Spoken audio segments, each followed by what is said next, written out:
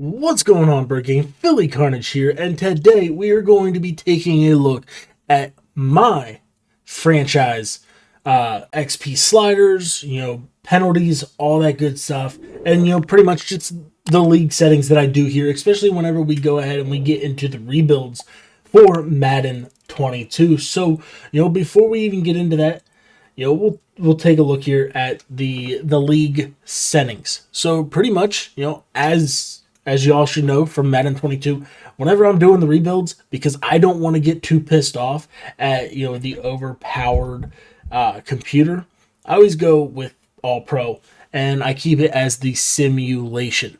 That way it's more that authentic experience, and we have better chance for the penalties, the turnovers, all that good stuff. It's up to you if you want to go ahead and keep your pre-order bonuses on, whatnot. I always keep it league type as all, where you can go ahead, you can be the head coach, you can be the owner, whatever. Instant starter really doesn't matter for this, but we always keep the trade deadline on. Trade type, anybody can trade. So, say for some reason that the Chiefs want to go ahead and they want to deal Patrick Mahomes to, let's say Pittsburgh. And, all right, go for it. If they can work out a trade, they're going to do it. Coach firing on, typically it's set for CPU only. But, if we're doing absolutely horrible, why make the franchise struggle whenever it comes to, just keeping us as the coach? Salary cap on, superstar abilities on. We can edit any player. This one, it's up to you whether or not you want to go ahead and relocate. Usually I just keep it on user because, a lot of the time we're not looking to relocate. I want to say the only time that we actually did or we discussed it was in the Buffalo Bills rebuild there in Madden 21 when, a lot of the talk was coming out from the Bills organization that they were looking at, possibly, moving the franchise out of Buffalo. Staff, talent, cost modifier, whatever. Do what you want to do. As far as that, I always just keep it on normal. Injuries on. On here, it shows that I have pre-existing injuries on, but typically I turn that off whenever I go ahead and start one of these, just because, you could have some guy, real life, once the roster's upgraded, like Cam Akers. He tore his ACL, and he's done for the year already. So with that, I always try to keep them on. That way, I don't have to worry about, playing one full year without, the best team. Practice squad stealing on. Career clock always stays on. Progressive fatigue, which is new this year in next gen, I'm going to leave that on. Practice injuries as well. I don't do the play cooldown or limits. Within our rebuilds, we try to stay with what the coach is calling. On-field control we keep, and pretty much all this year we keep the same. That way we don't have to worry about it. Sometimes we will move this down to help us get underneath the salary cap. But other than that, change it to whatever you want. We leave breakout scenarios on. Development, trait regression. For the start of this, we're gonna leave it on, just because we know how Madden 22, the regression was absolutely horrible, but we're going to give it a shot here in Madden 22. Hopefully they fixed it.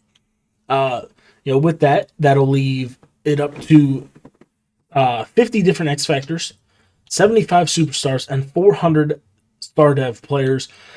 We keep it at 10 minutes for the quarter length. We leave the accelerated clock on. For a more real feel experience, go ahead and turn that off. But we're going to leave that on with the minimum play clock time as 20.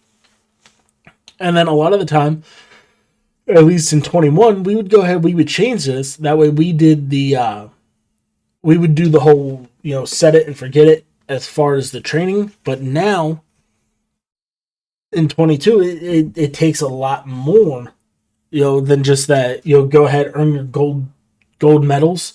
So now you want to actually continue to progress your guys the right way. Other than that, I leave everything, as it is. As you see, we've done multiple rebuilds here to go ahead and test our theories, and so far it works out pretty nicely. With that, we'll go ahead. We will take a look here at the gameplay sliders before we get into the XP and to see how everything works, and pretty much to get a more real feel. We go 35 quarterback accuracy for the user. Makes it more realistic. You're not going to go out there and throw and complete every single pass. Pass blocking, we drop down to 24. Again, you see countless times, hell, even in the preseason this year, Jamar Chase had 3 balls right in his hands and he dropped them. He's supposed to be sure-handed, rookie there from LSU, but he's dropping them. Even though I was just talking about that under pass blocking, but hey, whatever. Rating wide receiver catching, we give it a little boost because of that. Sorry, I got a little ahead of myself, but is what it is. We keep rolling. Run blocking, we dropped it down to 40 because a lot of the time, especially if running is going to be the meta here. I mean, it seems like it's the same exact feel as the Madden 21 next gen, but a lot of the time, running is the meta. We increase the fumble here at 77. You don't really see too many fumbles. And this is one of the things that changes. Because typically if you go down, it's a little more... I'm trying to think what I'm trying to say, but it pretty much changes where you go down, more fumbles will happen. So we kind of bump that up. Pass defense reaction time for the defense, we bumped that up. We bumped it up to 70. That way, there's a lot of times in Madden where it will go and they'll leave so much separation. It's unbearable. Interceptions down to 15. We want a lot of pass breakups. If it's a straight up interception, it's an interception.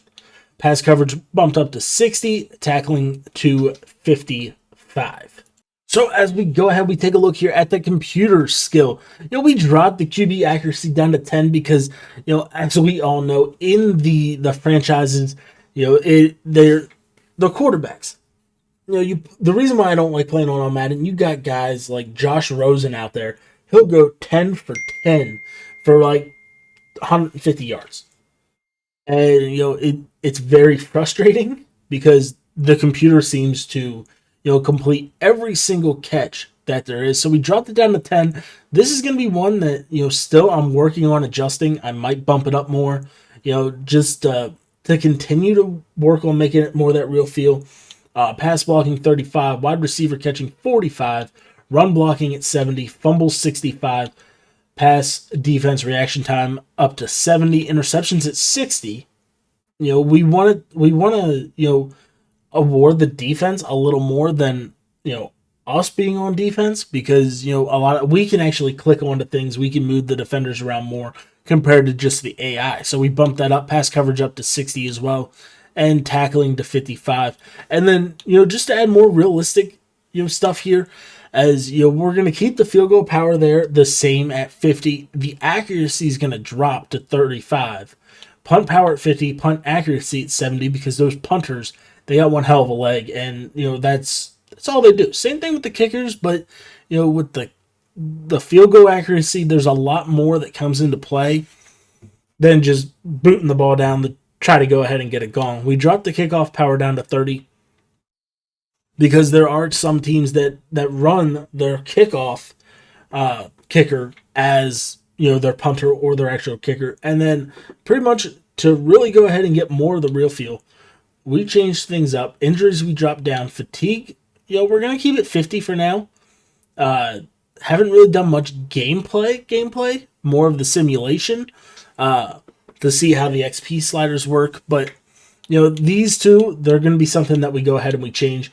But I did notice in a couple games that I played, we upped the offside, lowered the up the false start up to 60, up the holding to 70, dropped the face mask down to 40 because you really don't see too many of those whenever it comes to the real NFL. You do see them, but they're not as prevalent as the offside false starts or the holdings, along with the pass defensive pass interference. We leave offensive pass interference on, and we also leave the kick interference on as well.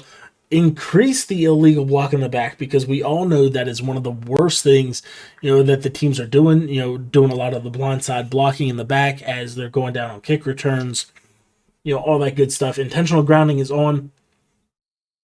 And again, we're going to continue to work with roughing the passer, see where we want to go with that in the future. In the final portion of this video, we're going to talk about the XP sliders and how we adjusted them to, change from last year. Last year's Madden, it was a lot different. You didn't really have your running quarterbacks like Lamar, Mahomes, Russ Wilson, Kyler Murray really taking off as much as they do here in 22. So with that being said, we're going to go a different route than we did in 21, where we upped all the sliders. We're actually going to drop some this year. Quarterbacks we dropped down to 90, halfbacks to 95, tight ends and wide receivers at 98. Pretty much the positions that get used the most are going to go ahead and get dropped.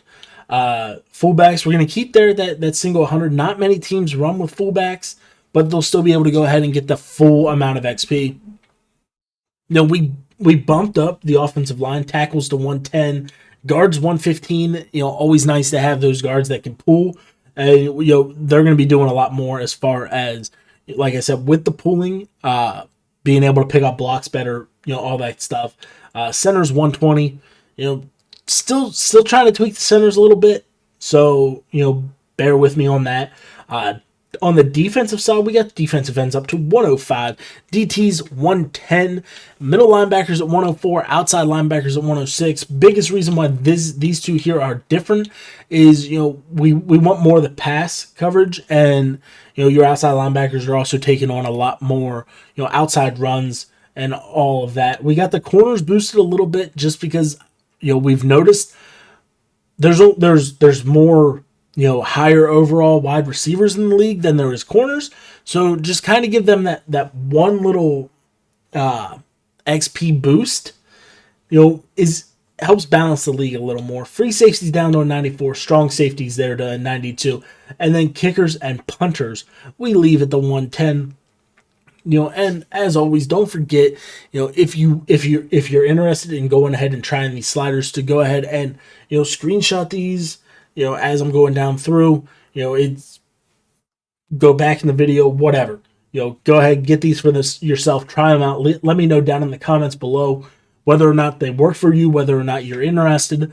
But as we go ahead, we finish out this video, we will go ahead, we'll sim one season and, just kind of get a good idea of how things, are really working, as we'll take a look here at the roster before we do it. So, like, coming in this, Jalen Hurts is at 71. Miles Sanders at 81. We'll just kind of take a look at a couple positions. Devontae Smith 75. So, still in the 70s. We'll see how they progress. On the defensive side here, we'll take a look. Kind of want to look at some of the younger guys like Derek Barnett 76. Fletcher Cox, he's a 94. So he has the X factor. So we'll keep an eye on that as well. See how much he goes up in dev trade. So after we simmed up the entire season, we are at the Super Bowl. So just kind of taking a look here. Jalen Hurts, he went up 2 overall. Not terrible. We'll take a look here at the stats as well. As we got Miles Sanders, he's up to an 81, but his confidence is down. Wide receiver Devontae Smith, let's see, he's up to a 77. So not as much, but I mean, really, if we don't have that much improvement on our quarterback, what do we think's going to actually happen to our wide receivers? Then once we go ahead, we get in here the right end. Derek Barnett remained the same at the 70. Well, he went up 1 to a 77. Josh Sweat goes up to a 78, and Fletcher Cox, he only went up 1 overall. So it's not that much of a jump, but it's one of these things that we can actually go ahead and work through for the regular season. As coming in here, let's take a look here at the stats. Statistically, see how everything is working. Even with that, Jalen Hurts threw for 4,400 yards, almost 4,500, 22 touchdowns, 10 interceptions, and he only went up 2 overall. Rushing, Miles Sanders, not the greatest. A lot of touches, very little average, 729, 7 touchdowns. Receiving wise, Devontae Smith, 889, 2 touchdowns. Still not too bad for a rookie. I do like to see that, it's working a lot more in favor of, getting everybody utilized instead of like the top two guys like in Madden 21. So I mean, it's definitely going to be something different here this year, especially with the rebuilds. We're not going to have way overpowered teams like we did last year. So yeah, it's going to be fun.